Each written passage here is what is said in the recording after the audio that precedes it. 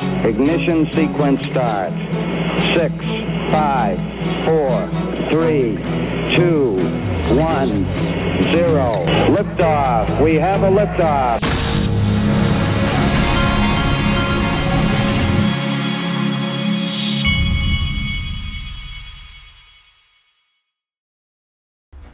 Hey everybody, this is the Digital Asset Investor, and look at Anthropic's CEO. This is one of the AI companies that is on the link to my sponsor, the link to platform. It's on there right now. I went and checked. Listen to what he has to say. He's an when AI people talk company. about the next generation of the stuff, and they talk about the limiting factors, they talk about processing power, they talk about the energy to produce that processing power, and they talk about data. How much data is there out there? People now have talked about using synthetic data to train on. Where are you going to get the data to train on ultimately? Yes. So one of the things is what you hit on, right? We're working on several methods for developing synthetic data. So these are ideas where you can take real data that's present in the model and have the model interact with real data in some way to produce additional or different data. But it all depends on the original data being good data, I assume. And could we ever get to a situation where if we're all just training off of synthetic data, the data becomes bad? It becomes a garbage in, garbage out situation? Yeah, I mean, this is what a lot of the research that's focused on synthetic data is focused on, right? So if you don't do this well, you don't get much more than you started with. But it actually is possible by injecting very small amounts of new information to get more than you started with. If we go back to systems of 8 years ago, so if you remember AlphaGo, which was a system that was used to play Go, note that the model there just trains against itself with nothing other than the rules of Go to adjudicate. And those little rules of Go, that little additional piece of information, is enough to take the model from no ability at all to smarter than the best human at Go. And so if you do it right with just a little bit of additional information, I think it may be possible to get an infinite data generation. All right, it's another AI play. Go to linqto.com if you're interested. My sponsor, Link2, who is going to be at XRP Las Vegas. By the way, I talked to Brad Combs last night. They are literally now shattering last year's record. I mean, now it's getting crazy. There's going to be a lot of people at XRP Las Vegas. Jeremy Hogan is here weighing in on the his conclusions on the Ripple reply brief. Listen to this. Quote, taking both discretionary and comparative factors into account, an appropriate civil penalty would be no more than $10 million. That would reflect about, I think I left some, that would reflect about blank because it's redacted, of Ripple's actual gross revenues from pre-complaint institutional sales and would be proportionate in both percentage and dollar amount to comparable digital asset cases where there was no culpable mental state and no substantial risk of harm or risk of harm to others. Well, before Google, the SEC was requesting $1.95 billion, and Ripple says not only should there be no injunction, it should only have to pay $10 million in total because no one was harmed. They can't prove any harm to the investors or to the purchasers, and also $10 million would be a reasonable penalty based upon past penalties. So I would say that based on what we've seen so far in the case, that the final judgment will come out this summer. I'm guessing July, maybe August. And then whatever the ruling, I think both sides file notices of appeal and the case heads up to the DCA appeals court and is ruled on next year. Now, I wouldn't appeal it if I was the SEC because bad facts make bad law, but that's just me. I don't know if the SEC can just let this go. Everything seems very personal to them. And anyway, that's my call. $100 million and an injunction as to the institutional sales. We'll see if I hit the bullseye or if I'm way off target. $100 million prediction. That's a thumbnail, Jeremy Hogan. And here's Fred Rispoli weighing in. Hot take on Ripple. Anything greater than 10 million total would be fair and would be unfair and inappropriate. Ripple is in a great position to win this one, but there are unfortunately ominous signs. Down here he says May 6th is the SEC reply due date. Third parties have until May 20th to file any motions. I would expect a decision to be sometime in August. So they're both saying August, end of July earliest. I think he said that his prediction was 25 million. Let me see if I saw it somewhere in here. Yep, my prediction, Ripple pays 25 million or less. So 25 million to 100 million between the two guys, between the two attorneys. Here's Jamie Dimon. It says, meanwhile, half an hour ago, JP Morgan's Dimon warns world order is being challenged. Oh no, Jamie. World order after World War II, Bretton Woods, WTO, trade, UN, etc. Let me translate. Our monopoly on money is being challenged, is what he's really meaning to say. It's kind of being challenged. And if this doesn't go the right way, you can easily see a world that kind of goes more to a little bit of chaos as people realign allies, relationships, etc. I'm a little surprised that things haven't gotten worse for oil and gas. You know, people flying drones and satellites and blowing up Nord Stream 1 and Nord Stream 2. It doesn't take a lot to send oil and gas prices back to 120 or higher. If that happens, it's bad for the climate, you know, all the climate folks, because everyone turns back on their coal plants, poor nations and rich nations, but it's terrible for poor countries. As you know, a lot of these countries are kind of struggling a little bit already, and so, you know, we have a dangerous situation here. All right. Then we've got this. This is Jake Chervinsky. Before I show you Jake Chervinsky, the crypto meme guy knocked it out of the park on this one. Select all the images with hidden ETH ICO whales. And you know how a lot of times you'll get, click on the fire hydrants so that you can get into a, before you can go to a website or something. Well, here he wants you to click on all the disguised whales. I think you're going to have to click on just about all of them, potentially. Now, and then we've got Jake Chervinsky from the Blockchain Association. He is so pained by the potentiality of SEC trying to, it would be the end of the world for that. How dare they try to call Ethereum a security? I don't remember any of this passion when it was only Ripple in the crosshairs. And if you think that Jake Chervinsky and Laura Shin do not know that Ripple has been 100% transparent on their XRP holdings and that the Ethereum whales from the ICO have been hidden intentionally, if you think they don't know that, think again. To me, it's really important to recognize that we're in the middle of an election year, and people are looking at the Biden administration as a whole very carefully to decide whether they want to support President Biden in his re-election campaign or whether they don't. And one thing they're looking at is the coherence of the administrative apparatus in the Biden administration. And for the SEC to deny the spot Ether ETF on the theory that Ether is an unregistered security would essentially be like declaring open civil war within the administration on the CFTC. There is no way fundamentally to square the SEC saying that Ether is an unregistered security with the CFTC saying it is a commodity, a non-security that justifies the rise of the futures market, which is a decision that they've made.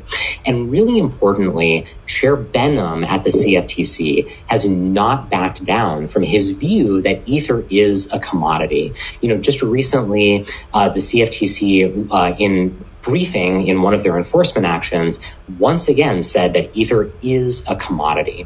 And so I don't think that Chair Gensler, even as aggressive as he is, wants to declare war on the CFTC and turn this sort of cold turf war into an open hostile hop. So to sue Ethereum, that would be a declaration of war. This is serious now. Jake's really got a problem with this now. He didn't give a rat's behind. He was dragged kicking and screaming to supporting Ripple in their case, and that was only after it became clear that they were going to win. Now, I'm wondering where the XRP crypto police are this morning. Anytime anybody says anything about XRP that could be even bordering on positive, if there's even a hint of anything being too hypey or misinformation, they come out of the woodwork. They create videos. They do X Spaces where they talk bad about anybody that had the gall to say that that was real information or that, or had the gall to put a title that said breaking news or anything like that. They're everywhere. But here on the Hedera thing, those same people did the same hype and misinformation things that they claim are so awful in XRP. Not only are they not correcting it, but they did the hype videos. They did the misinformation. They jumped in. Thought for a long time, a lot of these people that are, people call it negativity in the XRP community. I don't think that it's negativity. I think it's people with agendas, and many of them paid agendas, that are here to try to cast doubt. I mean, think it through, folks. If all of this really is a financial reset, a reset of the whole financial system, and that's really what this is all about, of course they would have bad guys that they send into social media with agendas and a lot of paid agendas. Of course they would. Now, with regard to the HBAR thing, and for those of you that don't know what I'm talking about, this is yesterday, HBAR it was a 96% pump. And by the way, I think HBAR is going to be one of the handful of winners out of all these digital assets. I'm not negative HBAR. I don't think at the current moment I own any, but I'm not negative HBAR. I think it would have been great if this news was exactly what you saw. Here's a quote from the news article. What did happen was a HBAR project through the secondary market tokenized shares of a BlackRock fund. Much like I can buy a Rolex, take a pic, and post it on my X account. Doesn't mean Rolex partnered with me. Okay?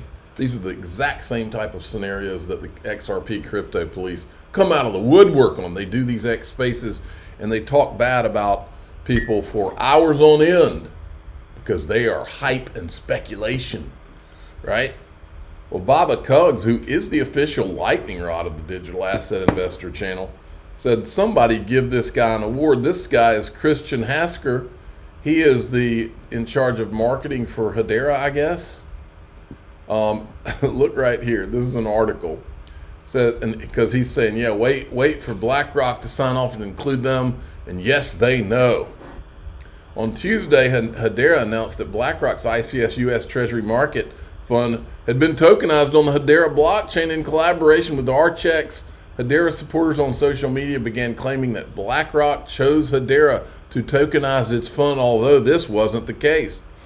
Archex CEO Graham Rodford said it was indeed an Archex choice to put the fund on Hedera in response to criticism about misleading marketing from Hedera. All right, where are the crypto police? Where have you gone? Isn't that a song? Where have you gone? Is that the SEC is getting pelted.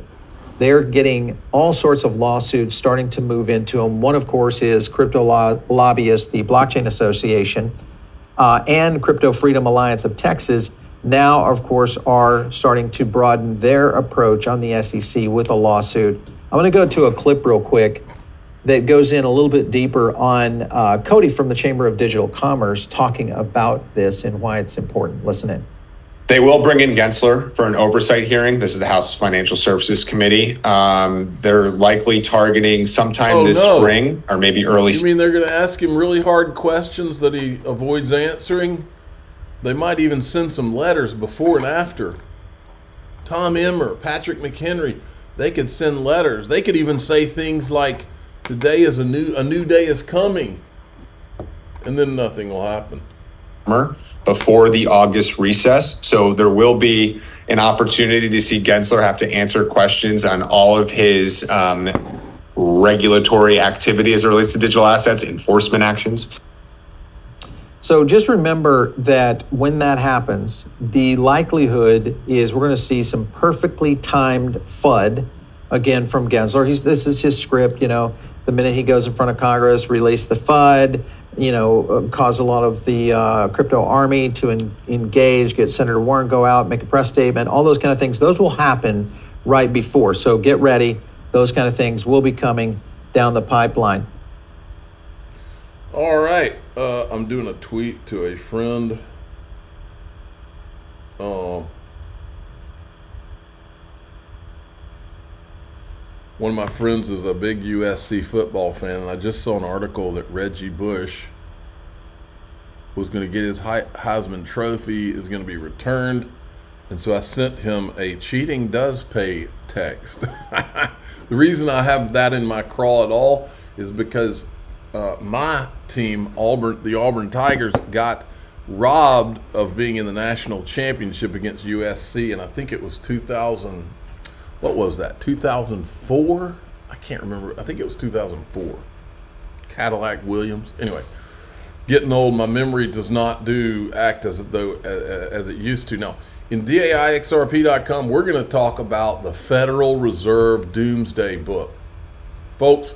Back in the financial crisis, when all of my banker friends were so happy and they were talking about what a great thing it was, how our government had saved the economy because they did the bailouts and all, I told my banker friends, I said, no, you're wrong about that. You feel good about it because you got bailed out. But what really happened here was they opened Pandora's box, and they're not going to be able to put it back in.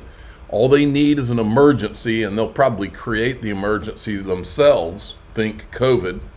All they need is an emergency from now on, and now that they've opened Pandora's box, they will break the law. They will do anything they want to do, just like they suspended bankruptcy laws during the financial crisis to do whatever they wanted to do. They picked and chose which banks, which car dealerships were going to live and die. That was Pandora's box, and now we live in a world that is not capitalism. We live in a world where, just declare an emergency and we can break the law at will. We can do whatever we want. Well, that's what the Federal Reserve Doomsday book is about, and that's what we're going to talk about in DAIXRP.com. I'm the digital asset investor. I'm not an investment advisor. This is for entertainment purposes only. Please subscribe, hit the like button, and tell your friends and family. You're going to want to see this Federal Reserve Doomsday book. Here we go.